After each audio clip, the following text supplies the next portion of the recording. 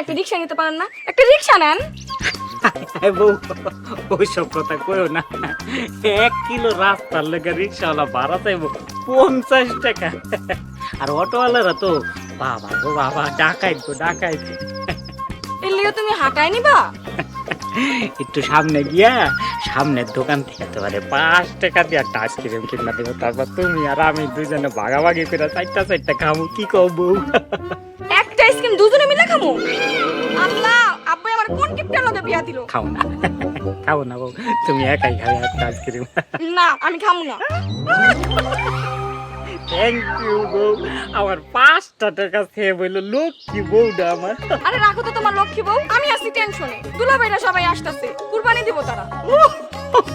আবার thank you, ভালো হয়েছে। এইবার একবারে পেট ভরা গোস্ত খাওয়া, আগামী 1 বছরের প্রোটিন শরীরের মধ্যে লয়ে এলো, কি কব বউ?